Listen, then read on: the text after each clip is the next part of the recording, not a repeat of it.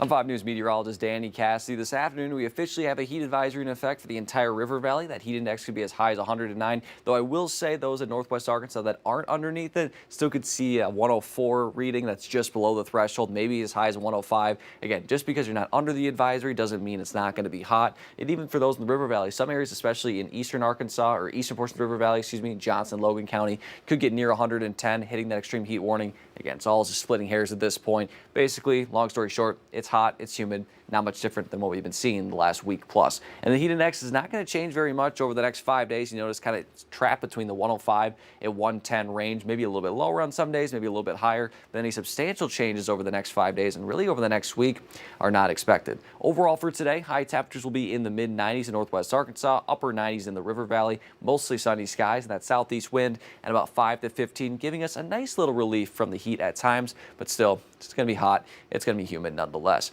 The first night of 2 nights, or 2 days, I should say, of Alta's Grape Fest starts today at the Alta City Park from 5 to 11 p.m. Our 5 News This Evening crew will be there. Scott Covert, Morgan Wrigley, Darren Bobb, and I believe Alex Stewart will be there as well, the whole crew. And I got my bets on Scott Covert winning the grape stomping contest. I'll be participating in that. But if you're headed out this evening, whether it's at the Grape Fest or just in general, it is going to be a hot one still. 5 o'clock feeling like 106. Even by 9 o'clock, notice still feeling like the triple digits. And even 11 o'clock, just before midnight, still feeling like the mid-90s. You have a very muggy conditions that keeps things very warm overnight, even hours after the sunset, and then that sunset is about 8:25. For tonight, low temperatures you see in the mid-70s with that higher humidity. Our overnight lows are going to be a little bit warmer compared to last night, with mostly clear skies and a light southerly wind. Then for the day tomorrow, high temperatures in the low to mid-90s, and you're thinking, great, it's a little bit lower, it's going to be cooler. Well, not necessarily, because that humidity is going to be jumping into the mid-70s, so it'll still feel roughly the same. However, the cloud cover will be a little bit more abundant, so that might help a little bit in terms of just not having that sun bearing down on you. Still going to feel very muggy, though. For the second day of the Grape Fest, it's going to be 9 a.m. to 4:30 p.m. tomorrow, and temperatures are going to be in the mid-80s by 9 o'clock, but look, already feeling like the mid-90s by 9 a.m. That humidity and making things feel pretty uncomfortable.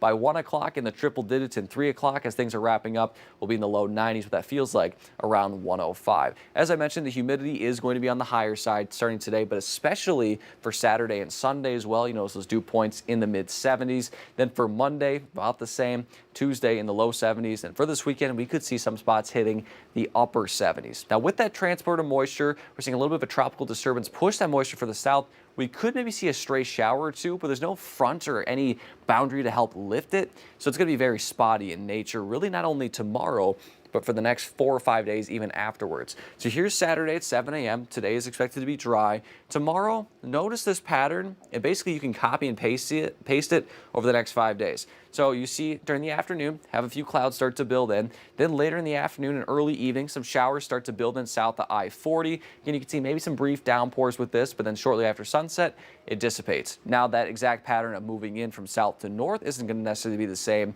but what is going to be the same is just that spotty chance during the late afternoon, evening hours, and then dissipating at sunset. So I'll show you in the next couple of days after Saturday, but as I'm going to mention, it's going to be basically the same thing over and over again. You notice Sunday, you're seeing this kind of broad swath of green. You might be thinking, well, Danny, it looks a little bit more widespread. Again, when you're further down the road, the model data can't take in as fine of data as possible. It's more of a broad paintbrush rather than kind of that pinpoint ballpoint pen look.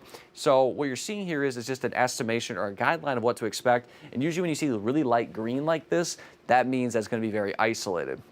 So just kind of for future reference, whenever you see these, that's the reason why it looks like that. You can see for Monday, again, maybe a spotty shower during the afternoon, dissipates for the evening, and then we do the same thing all over again on Tuesday, Wednesday, and then maybe even to Thursday as well.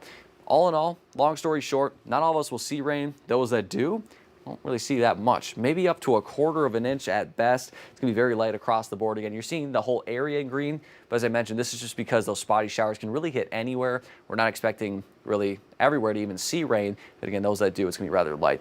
What we are looking for is a shift in the temperatures for the start of August. You notice August 1st through 7th, so that first week, you're going to notice that there's cooler than normal conditions for the central portion, the eastern portion of the country. For us, some of that air will fall just to our north. You notice this kind of gray slither here, basically cutting the area right through. That means around normal temperatures. What does that mean for us? Well, instead of high temperatures in the mid to upper 90s, we'll be more in the low to mid 90s, a little bit more seasonal. It's still going to be hot. It's not going to be a massive shift. However, we'll definitely take a couple degrees off those temperatures, and it does look like you might be thinking, well, what about the humidity? For some of those days, it could be a little bit drier, so it could feel a lot more comfortable out there overall.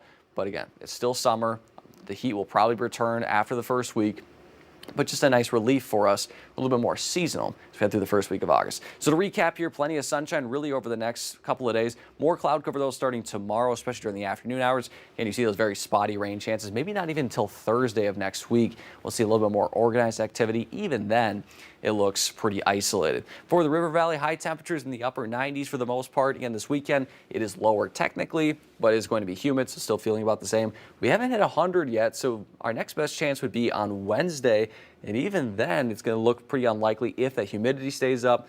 Even though we haven't hit 100 yet, it still felt well above 100 for really the entire summer. So still, again, it's something that it's all about feel like versus air temperature. Otherwise, again, those spotty rain chances continue for a little bit more of a seasonal look coming up for the start of August.